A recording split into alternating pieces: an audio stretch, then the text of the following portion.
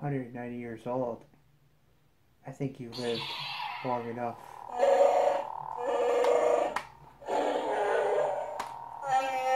Long live the Sith. There's a Sith? What? They got better health care. Well, I know I'm sort of a mercenary for hire kind of thing, but my health insurance sucks, but... I know you have Yoda care, but, you know, he's 1,000 almost. That's not good health care. You know he's dead, right? That explains it. Oh, welcome everybody to our Solo A Star Wars Story spoiler discussion, and we are delving into all of the spoilers for this new Star Wars film. We're delving into the characters, we're delving into the cameos, we're delving into where the franchise goes next, plus much, much more. And you get to see how iconic characters meet and how they connect in the future series. Absolutely, we are spoiling all of it. If you haven't seen the film yet, what are you doing, guys? Go see the film and then come back and watch our discussion. And, well, you ready to get this started, sir? As long as we do it at light speed. Only one way to do it, and that's Chewie, baby. He knows it best. He's a piss-poor version of a Wookiee. Alright, guys, are you ready? Let's delve into Solo, A Star Wars Story, number 1.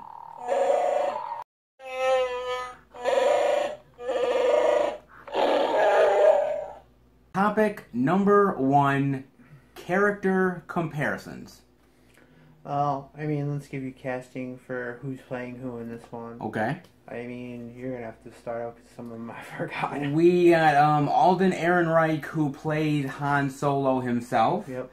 We have Donald Glover, Childish Gambino, baby, yeah, who plays Lando. Amelia Clark who plays Kira. Yep. Chewbacca, who plays Chewbacca. Woody Harrelson, who plays, I forget the actor. Oh, offhand I don't remember. You got or something, or started with B. Paul Bettany, who plays the villain basically in the movie. Yeah, you got a lot of different actors here playing very interesting roles, and I guess the best place I want to start is Solo himself. Yeah, I mean, in the beginning of the movie, you get to see, you know, his early life, you know, get to see where he's from, or at least where he was living at that time. Let me ask you this, okay? When you were watching the earlier films, the original trilogy, did you ever think to yourself, God, I really want to know where Han Solo came from? I didn't really think of that way for any character. I mean, the only way I got thinking toward that character is when I saw, you know, episode 1, when it's like, oh, they're talking about young Anakin, young Obi-Wan, all that. I'm like, so I never really thought about that stuff until they got to episode 1. Sure. I mean, but I guess for me, I was never somebody who really felt that I needed to find out the backstory of Han Solo. I mean, this could have been like one of those, like how they do those Marvel short films, or like a mini film. Oh, like on the Blu-ray or DVD kind of thing? Oh, this is how Han met Chewbacca, or this is how Han got the Millennium Falcon. That would be cool. That would be cool. I mean, it's tough because in those original trilogy there, Han is very much a criminal. He's very much a scoundrel. Yeah, he's a seasoned criminal. But do you think that the movie was convincing getting him there? This is what what we're talking about post this movie, after we got done seeing it, while we're out to eat afterward, when we usually chat about these films, is in this movie, I don't think you could say this was the start of this career, because I argued that with you. I'm like, this one thing doesn't make you a smuggler or like a criminal. I'm like, he got lucky both times in this film. I'm like, both jobs barely even went his way. Yeah, I mean, they barely went his way, and I mean, at the end of the film, do we get the Han Solo that we start to see in a New Hope? Maybe glimpses of it. At best, a tiny glimpse. I mean, because basically what I heard that at the end of this film it's 10 years before A New Hope. That's what I heard. I'm sorry. I mean, not to knock the actor, but for me, Harrison Ford will always be Solo. Oh yeah, Harrison Ford is always going to be Han Solo. There's not even a doubt of that. I can say before we get to the other characters so far, the only one I think has always been solid, and I've never had a shadow of a doubt for me, was our man Chewbacca. Absolutely. Chewbacca, look, if you can say anything about this movie, one of the best things about it has to be Chewbacca. I mean, look at him. He survived the Clone Wars. He survived being a slave / prisoner. Yeah. I mean, he survived being a mercenary. Yeah. He survived all the way to the new series. Yes, he actually has. He's one of the few. He's a survivor. I mean, the only other two that I could say have survived as long as he has is C-3PO. I mean, minus his mind wipe, and R2-D2. And R2-D2. Them three are the only ones that survived as long. And, you know, again, I liked the dynamic, him meeting Han, how basically Chewbacca was a slave, and basically Han just happened to know Wookiee. And was a rarity in that timeline. It was a rarity, and of course he was talking to him, and they escaped. And I don't know if in the movie they specifically said it was like a life debt. I think it was the part when they're doing the was it the first job where he saves Chewie from falling to his death. Okay. But even then, it's like you'd think they would have said, "Oh, you have a Wookiee life debt now." They never said it in the movie, did they? No, they never did. So I don't know. I don't know whether it was that would have had to been it, because that would have been the only time he really saved them in the film. Yeah, that would have been it. But they never say anything about a life debt in it. And again, we don't know much about the Wookiee culture. I mean, a lot of these alien species, we don't get enough of their culture to really know them. Well, that's true. You don't, and that's another problem, is that, you know, you go into this and you're like, you don't know enough about this to really understand really the dynamics of why Chewbacca still continues to follow him. Yeah.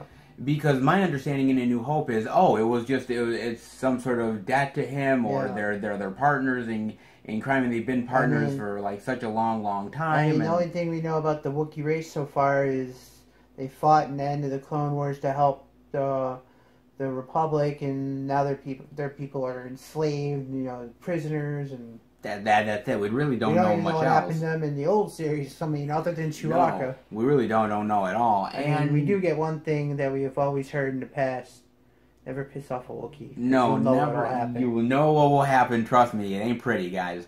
And again, like I said, the dynamic. I like the dynamic. I think the dynamic is actually really cool. And you know, again, it's not as seasoned as the Harrison Ford version. No, but then again, Harrison Ford just makes it look so fucking easy, man. So natural. It's so natural. They're almost like brothers in the old series. Whereas this, they're like really distant cousins. At best, like comrades who like barely trust each other. Like comrades where I think maybe, you know, you slept with an ex of mine, and I guess we're kind of friends at this point. Well, she was howling. She was a Wookiee. I mean, and speaking of chicks, because in our spoiler-free discussion, we didn't really get into it very much, but I wanted to get into Kira. See, her character wasn't used a lot in this film. It was just used to a certain point. Yes. I mean, in the beginning of the film, you see that her and Han were sort of an item back in the day. Yes, they were sort of together, like, you know, together, yeah. Yeah, like thieves in arms, and, you know, they were together. Yeah. I mean, there's a point where he makes a sacrifice to try to save her life, and they manage to escape these people that they were working for, and they try to manage to escape off planet, but it doesn't go the way that they thought, and he's like, well, I'll come back for you, and etc., etc. Well, and also, she ends up basically betraying him. Yeah. at the end of the movie, she basically betrays him, and Apparently she learned a whole new skill set while he was gone. Yes, absolutely. And the problem is like... You don't get enough of it. You don't get enough of it. You don't really, like... The problem is that basically at the end of this movie, she's not dead. She's still alive. And she betrays him. She goes off and sort of, becomes like the next in command for... possibly for Crimson Dawn. Yeah. I believe, for Crimson Dawn. And basically, we don't... Like, the problem I have is you almost need another film because... You don't get enough out of Crimson Dawn to find out what their whole organization's about. You don't, and also at the beginning of episode 4, is Kira out there still alive somewhere? Is she... I don't know, man. Because isn't Kira technically the love of his life? So, I mean, when he gets with Princess Leia, does he know that she's gone, or does he, like, not care? And considering the timeline, considering Leia's about Han's age, or a little bit younger, maybe, she's out there now, and who knows? Maybe she dies in the sequel. Maybe. See, this is where I kind of... That relationship isn't really final at the end of this movie. It's open book. It's open book, and also I have to say that, the Kira character sometimes... She's got like a very dry Bond villainess.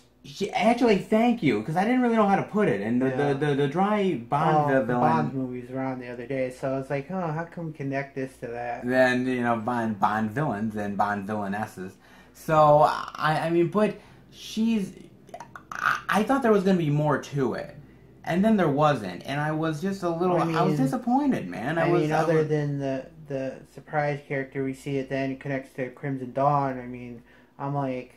That could have explained how she learned her new skill set. She could have trained under that person. That could be, but we just know. I mean, Kira, in a lot of ways, man, she's kind of like the character that's almost supposed to be this femme fatale chick. I was buying it. I wasn't buying it. I wasn't buying the Kira character being that way. Maybe if she was like more seductive, or it's like, oh Han, I really love you, and they get together, and then she like betrays him right there. I'm like, sorry, Han, I had to choose between you and me, and I choose me. In fact, you could have even taken that character out of the whole movie, and I wouldn't have really had a problem with it. I mean, you could have done like a hollow thing. It's like, Han, I'm so sorry. I mean, I know I got you this far with the Red and Dawn, and they see her get killed on a hologram. Yeah, on a hologram or something like that.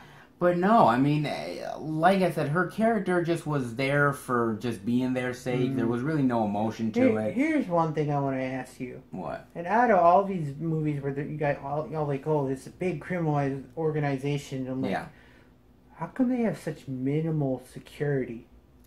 Oh man, yes, because basically, Kira works for Paul Bettany's character. She is his right-hand woman, like I guess. The lieutenant, or whatever you want to call it. And basically, they have, what, maybe 10, 12? I'd say probably a dozen. And maybe like 2 of them are there with him. I mean, like soldiers and everything. I'm like, if this guy is supposed to have a vast criminal enterprise, you figure he'd have at least 100 soldiers back in the yeah, like almost like like the Red Guard for the Palpatine type fighters. I mean, these guys are piss poor fighters. They are really bad. What did they like? They get rent a soldier. They get killed really fucking easily. They must have worked for the stormtroopers. That's how bad they were. Yeah, and speaking of Paul Bettany playing the villain, talk about sort of almost a lame Bond-esque. A weak Bond-esque villain. Man, he wasn't intimidating. He wasn't like. Were you expecting, because when they first come in and you hear about this guy, oh, this guy is ruthless. This guy will just. The first time you see him, he's like, oh. He's stabbing somebody? You're like, oh, you're going to repay your debt to me. And just like, save this blade because I might need it later. Yeah, it's like... He was such a dry villain. It just...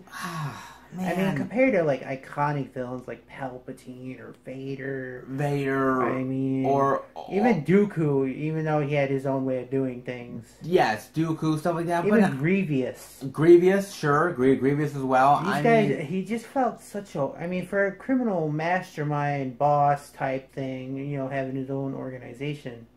I figure he'd be more menacing and dangerous. He's not. For somebody who, like, when Woody Harrelson and everything, when they go in to see him, they're like, okay, just, be cool, don't, look at him really well, just, and... I thought he had been, like, one of those, like, he's like, oh, you done your first bad thing?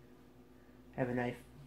Yeah, like, oh, like... Consider that a warning. Consider that a warning. No. Next time, I'll have to move to a larger appendage. Yeah, like something like that. Like, he would like, really be a mean motherfucker. But, no, he just wasn't. It felt like one of those movie villains that came out of the factory. Yeah, unfortunately, he did. It didn't really work. And again... Even his death, his death was weak. His death was weak. It wasn't really that great. Compared to the other villain deaths, I mean, it was just here and there. Barely watchable. Woody, of course, Woody Harrelson. I thought he did a better job than I thought he was going to do, because I mean, you kind of know, you don't know what his character's going to be like in this film. No, and he was sort of like the mentor. Yeah. Yes. And he had one valuable piece of advice for Han. Don't trust anybody. Don't trust anybody, and that sort of motto takes him into the other films. Yeah. Is the don't trust anybody motto, but he still trusts Chewie. I mean, at the end of the day, I mean... He did save his life, so he owes him. So he owes him, so that's sort of the whole death thing, but... I mean... I think he was meaning more, like, don't trust anybody in the criminal type thing. In the criminal type thing. That's probably what he meant. But, I mean, but also you have, like, him basically being this sort of guy who's trying to do these jobs, not really succeeding all that well. Yeah. But he has sort of this code that he lives by. Yeah. And which has sort of gotten him through.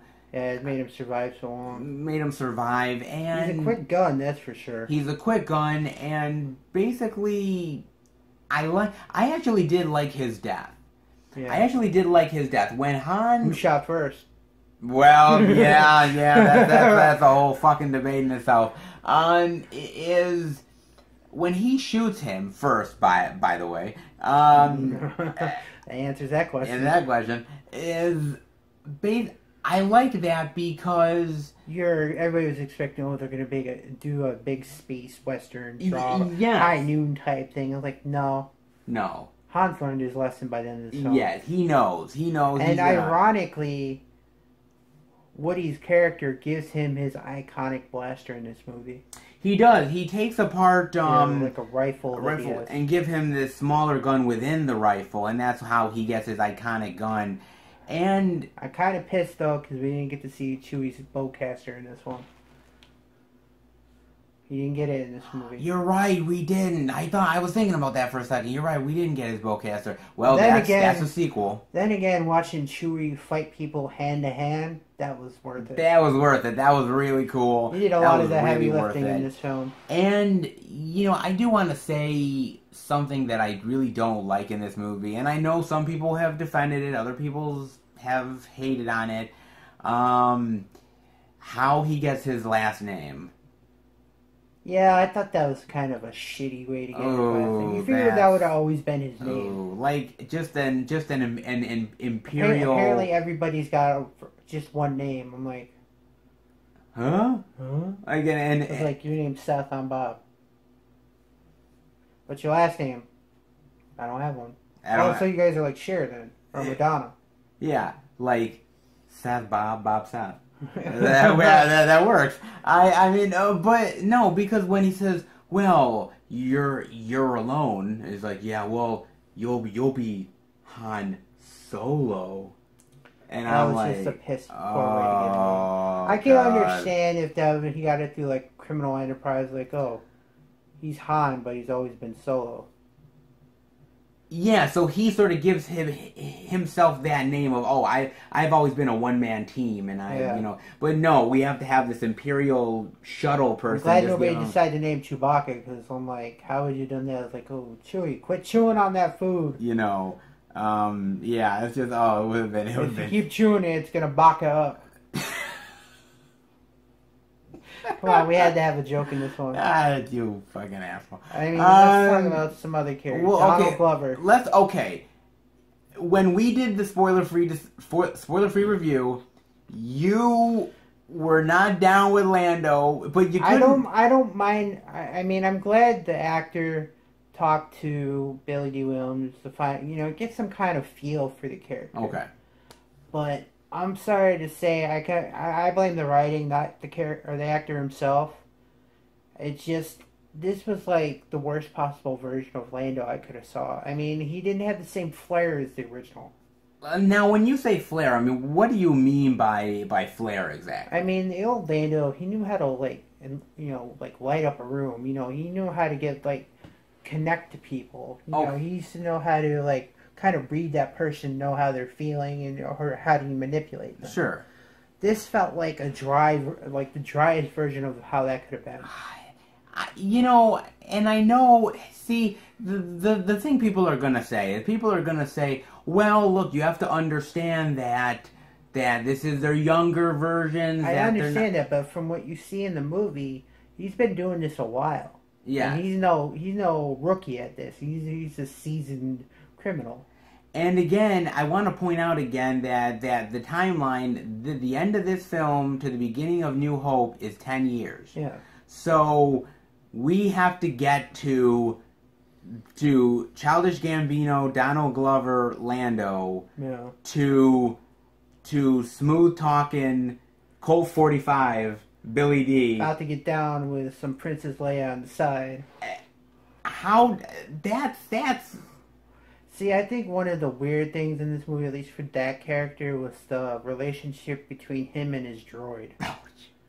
That got really weird. Now, why did it get weird? Why I did it don't get remember weird? the droid's name or even the actors who did the voice. It's like I can understand the droid's like, oh, we don't treat us as equals. We treat us as just objects to use. And then they're talking all kind of sexual almost type thing between her and Lando. I'm like, that's a robot. You're a human. I'm like, how would they? Even Kira's like, how would that work? Didn't the robot say something about there's she has a port or something? I'm like, she's like, oh, it'd be complicated. There's a port or something. I don't like. Even when near later the movie where the droid does a revolt thing with other droids, and she basically, you want me to spoil this part? Oh, hey, we're doing spoilers, man. She gets shredded to shit by fire blasting and all that shit. And Lando's like, oh, come on, you can survive. It's like talking to a loved one that's about to die. I'm like, it's just a droid. I mean, I understand you have a relationship, or you have personal feelings for your droid. You do. Especially if it's been with you a long time. Yeah. But you're acting like this is your lover. I'm like, are we going there with them too? Maybe that's why he's kind of weird. Maybe that's why, but again, it just was... Lando... I was sort of mixed on Lando. I liked him at points, I didn't like him in others. And the relationship with Han, I thought was going to be more... fleshed out, more flavored. More flavored, more sort of testy. I was like, they're more testing each other and sort of... When I thought we were going to see both of them, I was like, oh, these guys are going to be rival smugglers. And, he's like, oh, I'm out of the game, but he's kind of convinced him to do another one. And well, I mean, when Han sees Lando again in Cloud City, in Empire... And I think Lando's has a line like, you got a lot of guts coming here. Yeah. What does that mean? I don't know. Is it from this movie? Probably. But I just didn't get... You cheated me out of Millennium Falcon. For one thing, you're cheating at cards. Yeah, he was cheating. I understand you're a criminal and all, and that's probably the most obvious thing to do, but He won it fair and square. And then they're kind of, even in Empire, they're a little buddy, like, hey, we're real good friends and buddies. I never got that in this movie. I mean, even when he does get the Millennium Falcon, it's not the shape that you see in the original series. You got to wait till near the end. Yeah, after he does his run to find out how it actually got turned that way. Yeah, it's just all. And they got destroyed to shit by the time they got to a planet. Exactly. I mean, that relationship didn't develop the way I wanted it to develop, unfortunately. I mean, like I said, I think there's good moments and bad moments in this, but it's definitely, being a prequel, the unfortunate thing with a prequel is that you're going to, you know these people are going to survive, so there's not like anybody's in real fucking danger. I mean, you pretty much know who's going to survive out of the main cast. I mean, Lando's going to survive, Solo's going to survive, Chewbacca's going to survive. I mean, almost everybody else is a question mark. Question mark, but at the end of the day, do you care enough about these characters to really? I mean, if they were going to do anything for this, show him how he meets Maz in this one. Because that was one of the most interesting characters from the new one. Yes, the Maz character, that would have been really cool. There's a whole lot of stuff that they could have unpacked in this movie. She's been around almost as long as Yoda has, so she probably have interesting history, especially in the criminal stuff. I would have loved to have seen that. Again, there's so many different things that they could have done with it. Unfortunately, it fell by the wayside, but... that I have to also point out is the 180s that they did in this movie. It's like, oh, these are the bad guys, you know, you have to watch out for them. It's like, oh no, they're really not the bad guys. They're the good guys, just been disguising themselves as bad guys. Yeah, and look, the problem also that this movie has is that, well, mainly it's Han, is the fact that, you know, he's just too much of the nice guy. That basically he's not the scoundrel, and he's not the... He doesn't have the same type as he was in Episode 4. No, and the thing about it is, look, you know, in the movie, one of the characters at the end says, you know, oh, we have this rebellion we're gonna start, you know, be part of it, and he's like, no, that's not me, that's not who I am, and I wanna almost yell to the screen, like, dude, that is you. That's who you are, man, and you've been trying to convince yourself otherwise, but you're just the nice guy. You're not the bad guy with a heart of gold. Yeah. And unfortunately, that's the problem with this movie. We don't get to that Han that you see in Episode 4. And maybe it's going to take another movie or two, but I mean, that's if we ever get there. But are you ready, sir, for topic number 2? Yeah. All right, let's head on to topic number 2.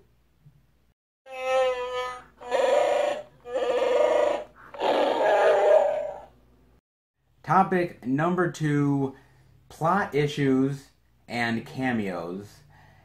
And I want to start with one that I have been wondering about since hearing about it in the original trilogy, the Kessel Run. Yeah.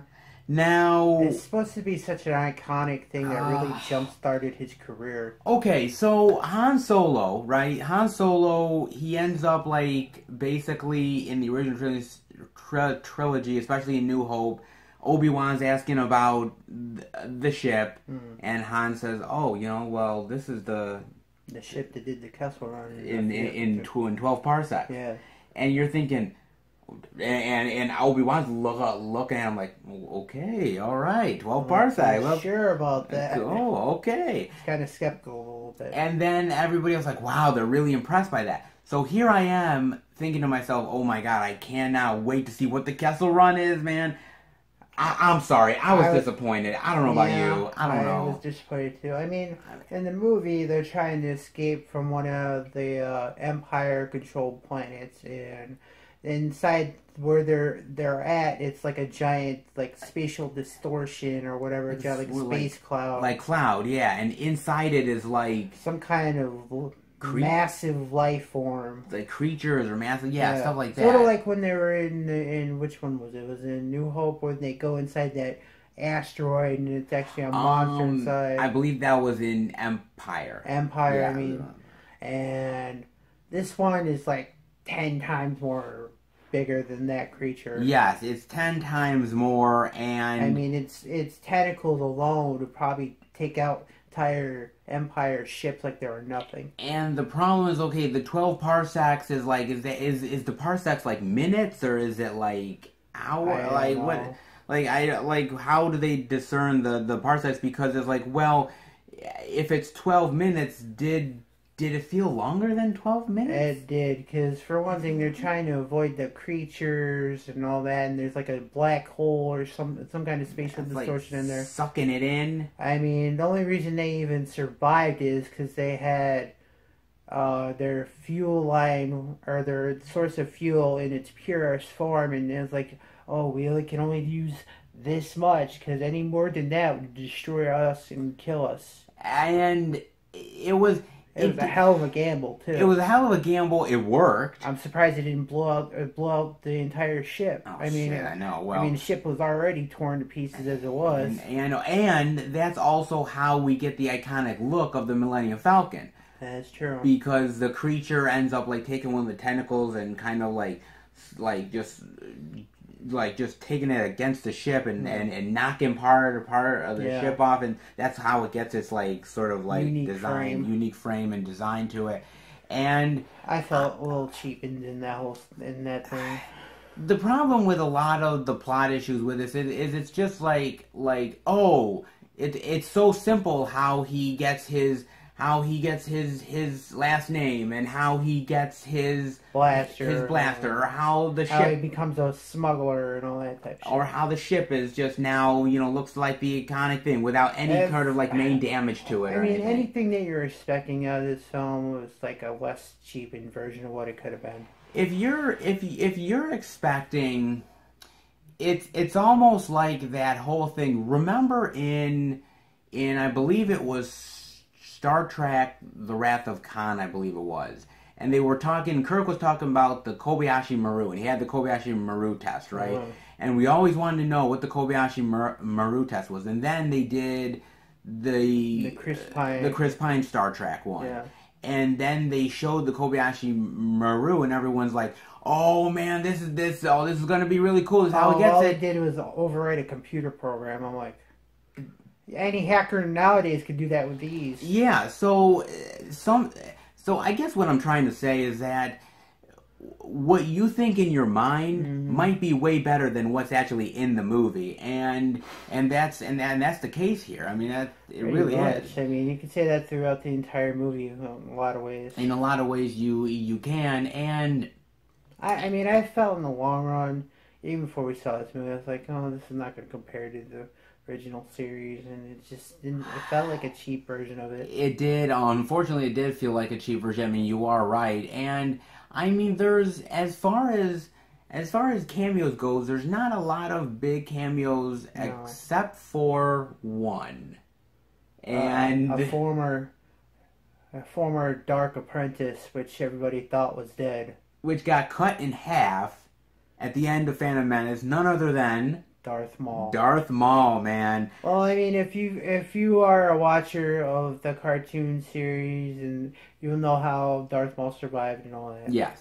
I mean, this one was kind of shocking. It's like, how's Darth Maul alive? And it's like, and like, you didn't watch the cartoon series, so you wouldn't know. I didn't, but the problem that I have, and I don't know if you think the same thing that I think. I don't know how you survive. I can understand if you're powerful in the Force, but you got half your body cut off with all the important parts. I mean, I understand you need a heart, lungs, and all that. Those are the primary things, but he had like his intestines and legs and genitals cut off. I mean, shit, unless he's like Deadpool and he can just like he's moved a little bit more like Cable now. He's got the cybernetics. He got cybernetics, but I mean, here's the question I have for you. Okay. If, after such a long time, you think somebody like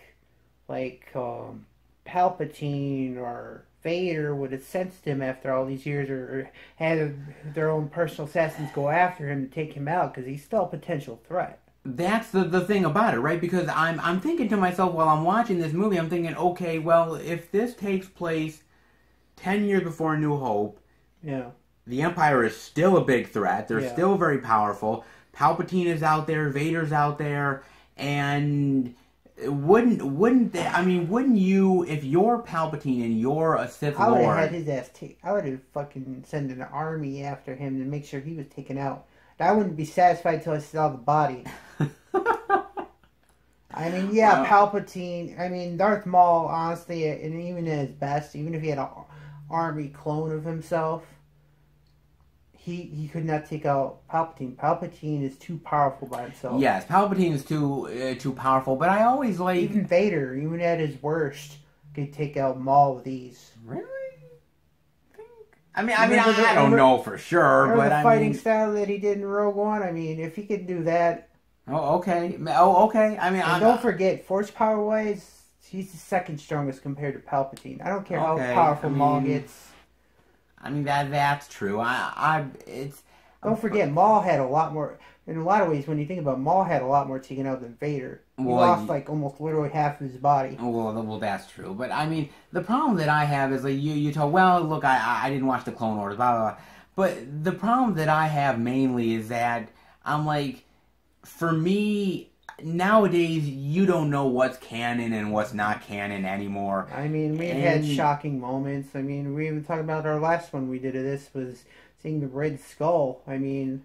Yeah, seeing the Red Skull in Infinity War, but it's like more that... The problem is nowadays they're like, well, in order to find out about this character, read the book or watch the animated series. And I'm like, why can't you just put it in the fucking movie? Or give you a little gist of it, a little background history. Because not that I don't mind, reading a book or watching the series or something, but it's like, and I know this cameo was supposed to be a big surprise and everything, and it was by all means. But a part of me also thought to myself, I was like, oh man, like now I want to know more, and now I want to find out more, and I don't want to watch the fucking cartoon in order to actually like find out what happens. Give me another movie with him in it. Tell me what happened to him, his backstory, a flashback, whatever, and I'll take it. Even just mentioning stuff like, oh, this is how I survived, I had help from another, and blah, blah, blah. I mean, there's talk that they may be setting him up for him to be in, like, the possible Obi-Wan movie. Possibly. If you've seen the cartoons, you know how that ends with him, Obi-Wan, and Darth Maul. Again, the fucking cartoons. Like, just give me, fine. Give me a fucking movie with him and Obi-Wan fighting, or there's a possibility that he could be in the Boba Fett movie. And he could be part of the whole Crimson Dawn thing. Unless they're going a completely new route between that and the cartoons, maybe they're going to do something different than the cartoons, but then that is going to piss the fans off, and then they're going to... You know what? It's their choice, because they're the ones making it. I mean, exactly. At a certain point, you have to say to yourself, the movies have to be the movies, and the animated shows or whatever have to be them, because you can't, if you keep putting everything together, then suddenly when I go to a movie theater to watch a Star Wars film, they're gonna have to give me a little fucking booklet so that I can actually like be like, oh, or well, a little fact history. Well, this happened and this happened. It's like before going to a fucking play. At a playhouse, I have to have a little bill here of that person kills that person. This one resurrects from the dead. Little Billy here was in this stuff here, and he actually and gives me a backstory and a history here, and I have to do it. He was made into an android. This one was made into a cyborg. This one looks like he's about to explode. Just keep it in the fucking movies, will you? But whatever. But I will say this much though. He is the leader of Crimson Dawn. He is the leader there, so he who knows? He might be training his own personal army. He's leading this drug. This sort of drug. He must not have much potential, considering his main secondary in command only had 12 soldiers with him. Yeah, just bit the fucking dust. So I mean, he's done. But I mean, let me ask you this. I mean, would you feel, because they put it in here, so they have to kind of know where they're going?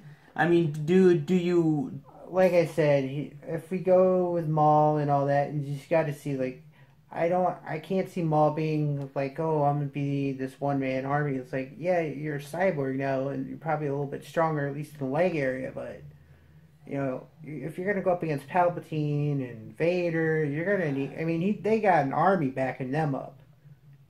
And a potential Death Star coming up. This is true, too. So, I mean, it's tough because, again, you think to yourself, like, okay, this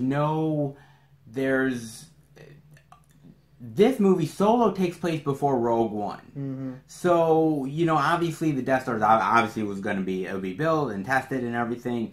But again, like, I mean, they're still working it at the end of Episode 3, or they just started it. Maul has to die within a 10-year time span. Now, it's possible. Probably in the next one. Probably in the next one. But would you want to see him in another Solo movie? Would you want to see him in an Obi-Wan movie? Honestly, it'd have to be an Obi-Wan film. I mean, if they do put him in this next one, it'd be like Kira trying to explain to the Solos, like, you don't know my true master. He's so deadly. He can kill you without a thought.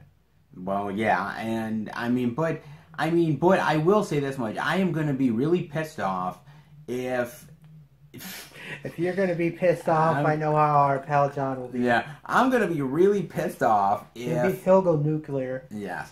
If, for instance, we get this cameo, and then he's never brought up again.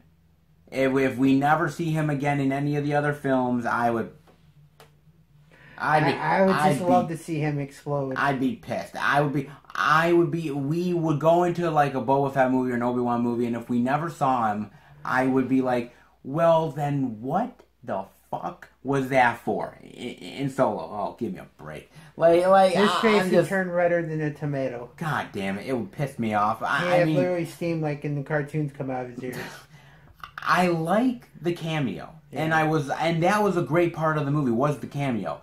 But again, you better know where you're going, and you better know what you're gonna do with that character, because if you don't, if you're just fucking with us, if you're fucking with the audience, us a Hail Mary, then I'm gonna be real pissed. You hear that, Kathleen Kennedy? I'm gonna be pissed at you. I'm gonna pull a Jay and Silent Bob on your ass, okay? I am gonna do it. Jay. Whoo, I'm gonna do that. God damn you! That would really piss me off. But calm down, your blood pressure's getting too high. God damn it! But I mean, was there any other cameos? I don't think there was any other cameos. I mean, they mentioned Jabba the Hutt, but he was a mention. He was a mention. That's pretty much it. That's pretty much it. There's not really any. Somebody said to me, one of my friends said he thought that Paul Bettany's villain character was like a Mandalorian, or he saw like the Boba Fett costume in there or something. Like he had like in his office like Mandalorian armor or something. I mean, it would have been more fitting to have like one of Jabba's associates there, like Credo or something. Or... Oh yeah, that would have been cool. That would have been really cool if they had done that. But... like Credo snarking at Solo, oh yeah, this guy's a criminal. Yeah, you know, well, we know who shoots first. Well, not in the special edition, but we know who shoots first anyway. Right. But yes, other than that, no. I mean, there's not really much. That was the big one right there. But yeah. Do you want to head on to topic number 3, sir? Sure. Topic number 3.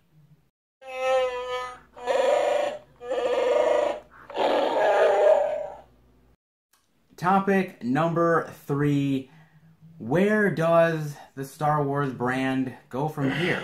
I mean, from the end of this movie, it's like they have to do the whole first meeting with Jabba, whatever job that he has planned for him. I mean... Do you really think there's going to be a second Solo film? I hope to God not, because I barely got through this one. This movie is reported...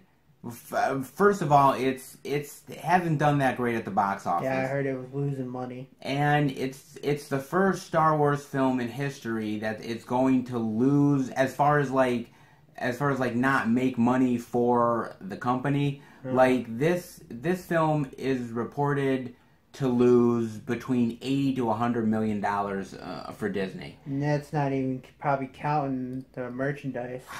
I mean, the problem is nobody wanted to see a Han Solo movie. Nobody was begging for like this. I said in the beginning of this thing, they should have done like a Star Wars short films. They should have done that, and now they announced the Boba Fett movie, and nobody's really asking for a Boba Fett movie. Nobody. This is a conversation that we've had 100 times before with me, you, and John. Yeah.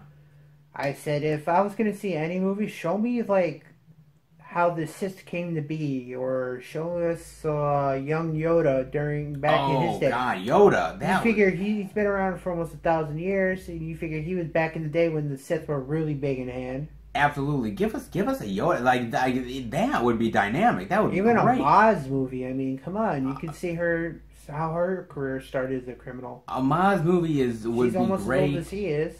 Absolutely, get her to do that. Or you know what? I mean, here's another one.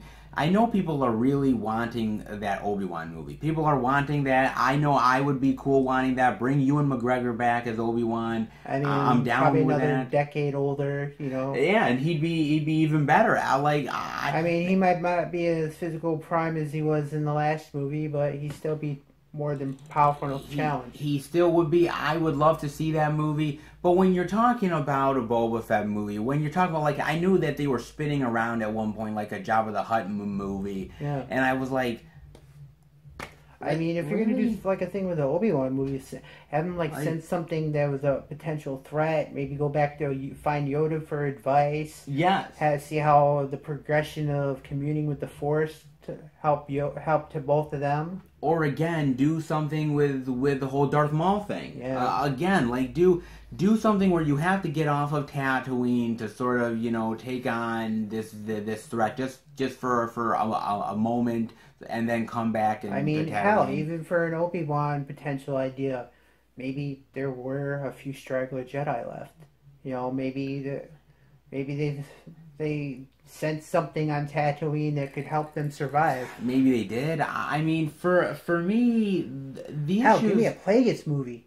Show me. Oh, a Darth Plagueis, yeah. Show me how Palpatine came to be. God, I would love that too. That guy's that powerful. The problem is that you see. There's so many good potential ideas. They just don't want to go through them. They just don't want to go through with them, and man, fans are really fickle after The Last Jedi, man. Mm-hmm. Man, The Last Jedi basically, I mean, whether you like The Last Jedi or not, there's no denying that it basically changed the fandom. That basically the fandom is never going to be the same now. And hell, even from the video games, Star Wars Force Unleashed. Oh, that's good too. Where they find a young potential Jedi and actually turn him into a Sith, and you find out he's not actually the original. He's like a clone of the original. That would be cool too. I mean, look, next year we're getting Episode 9. Mm-hmm. That's the last one of sort of the. After how the last one went out, it's like they got so much stuff to. There's so many plot holes and things to fix. The Skywalker saga. Then you've got. Technically, it's not even Skywalker. I mean, the only real Skywalker that's left is Kylo. You're lucky John's not here because he would blow up. I know, our friend John. What has he done? He hasn't fought anybody of real substance. Oh boy. Trust me, you think we get lit up? He's like a. He gets lit. He's like a small nuclear bomb. He is ready to explode. But, you know, after that there's going to be, like, Rian Johnson is doing another different Star Wars trilogy. The guys who are doing Game of Thrones are doing their own Star Wars trilogy. Game of Thrones version of that. Oh, we're going to have space dragons. I just don't know. I just don't know where Star Wars is going. Like, no, like, Getting back to the more interesting planets, like, the one with the Ewoks, Endor? Yeah, let's see what Endor looks like. Yeah, let's see what Endor looks like. Yeah, I would. I mean, we never did find out what happened to the Ewoks after the last series. Well, I mean, they're cute and cuddly, and How we got turned into throw rogues. I had to say it. Oh God. They help the rebels. They must suffer. They must suffer. Oh. They probably put him in a Empire petting zoo. Oh my God. What's in the Empire petting zoo? I mean, we have a live attraction today. We got a creature from Tatooine. You know, we have to put it in a desert environment because that's the only way it can survive. That's true. We have the monster from Hoth that almost killed Luke. There you at go. least one of its cousins. There you go. And we have a special one from Tatooine. This used to be the owner of Anakin Skywalker. Don't let him get too close to the bug zapper here. Oh boy. Oh jeez. Hell, the First Order can have their own version of Starbucks in that one and dry cleaning. And dry cleaning, for Christ's sake. Jesus. I just the problem is, I think now people are finally having franchise fatigue when it comes to Star Wars. And I feel like we were bound to get here at some point, and we're here now. The most valid point that we talked about Star Wars? What? Is how they took the time and the preparation to it. Just not throw movie after movie after movie after movie. Yes. Because now the problem is they're doing a movie once a year, and they're not even they're not even planning them out well enough. They're just like we gotta get something out there, so let's just do this. Oh, we got star power, that's gonna take care of the whole storyline. No, it's not. It's not gonna take it. It's not, and Han Solo proves it. And what star power did you really have in there? I mean, well, you had Woody Harrelson. Other than him, do not count out Childish Gambino himself, Donald Glover. Don't do it. Don't you dare do it. And you also have Emilia Clarke, of course, big Game of Thrones fans. Love her. I only enjoyed her in the first season. Even then, it was kind of. Well, I mean, I think some actors get overplayed. Not to knock the actors, but I think they have one big hit. Now they're just the greatest thing in the world. I honestly think to myself, I think you need somebody with solid work. Absolutely, and not only that, but you know what? Take your time with Star Wars. You don't need to put something out every single year. I mean, if you're gonna do a good villain, it's somebody like Gabriel Byrne who knows how to be a villain. Yes, I mean Gabriel Byrne who knows how to be a villain, knows how to be effective.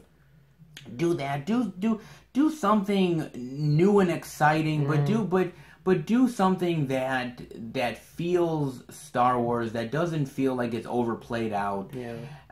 Take your time with it, because one of the great things about the original trilogy or even the prequel trilogy is that we got a new one every 3 years. Yeah. So we had to wait 3 years for another movie. We didn't have this once a year thing, and that's their biggest flaw right now. It's just doing that. I mean, they have no time to, get all the kinks out. They just don't have enough time to it, and they're not as a well-oiled machine as something like a Marvel Studios is. I mean, Marvel's doing it the right way. They're knocking out for every movie they do. Even when they do the sequels for certain movies. They know how to do it because they're not making the same movie over and over again. They're making a heist movie, or they're making a big team up movie. They're making a new version of it. Yeah, or they're doing this psychedelic trip movie. I mean, they're doing different stuff. Spiritual, dark, you name it. Yeah, whereas Star Wars is just the same thing. Star Wars. Like I said, there's good things there's good things in this movie, in the Solo movie. But I think people are just sort of tired out, and people didn't want to see it. Well, there's more negative than there is positive, Well, that's true too, and it just, like I said, it's a fun time in the theater, but there's a lot of holes to pick through. We picked through some of them here, but yeah, I mean, they need to definitely take their time and reevaluate the brand, and maybe that's what Disney is going to do. Do you really want it to be this legacy of a movie series that's been going on this long? You don't. And Disney has to figure that out, and I'm sure Disney will. And I mean, when the first one came out, no one expected it to be such a huge hit. No, absolutely not. Then they got the second one, then the third one. They're like, this was one of the greatest science fiction series ever. Yes. And then the prequels came out, and it's like, this is for the new generation. For the new generation. How the dark side began, blah, blah, blah. Yeah. I mean, it was up to a point where it was like, It was okay, You know, then it got to good, then it got to bad, then it got to great, then it got to neutral. and yeah, you know, Jar Jar became one of the most hated characters in all of cinema, history. But Can you blame him? well, this is true.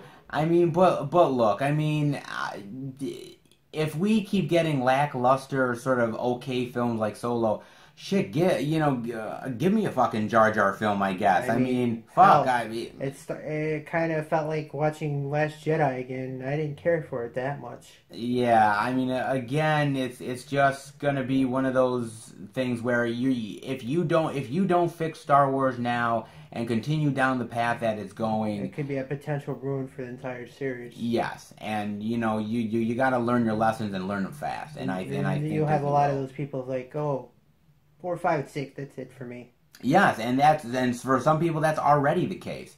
But I mean, you know, I think Star Wars fans are willing to forgive. We just need something that makes us feel like we're fans, we're fanboys, and we love this stuff again. Who knows what it's gonna take?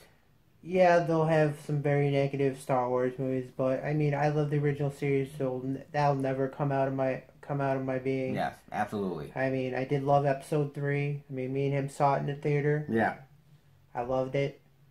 I thought Force Awakens was good. Yes. I don't have no problem with that. No. But when you get to the next one, just so many plot hole problems, just like with this movie. Yeah, Rogue One was kind of lackluster for me, and then Last Jedi wasn't really all that great, and now this one is sort of, it's fun, but it's so-so, and now next year you're going to Episode 9, and then you're having a Fett movie no one really cares for, and there's just so much things that are going on here, and like I said, it's gonna take something really great to sort of bring everybody back on board together. But we'll see what that is in the long run, in the future. Who knows? But hopefully the Force will be with us. Well, hopefully it'll be for the Star Wars franchise. All right. Let's finish the video, guys.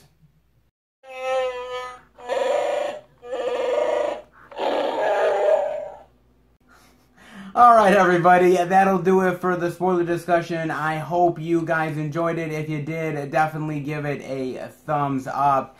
And let us know what you guys think of all that we talked about, all the spoilers. What do you think of the movie, good or bad? We definitely want to know what you guys think. And yeah, me and the Sith Lord himself will be back next time for another spoiler discussion.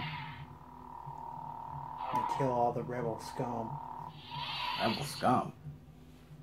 Get out of here. Rebels win! Not in my version. All of the Wookiees will take you out, sir. What Wookiees? Your kind's enslaved.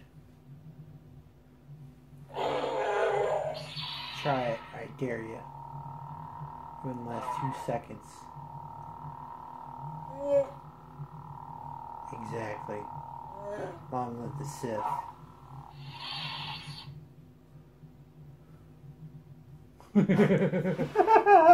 Yeah, I got one of those for you too. Take care, guys. Well, he needs a shave.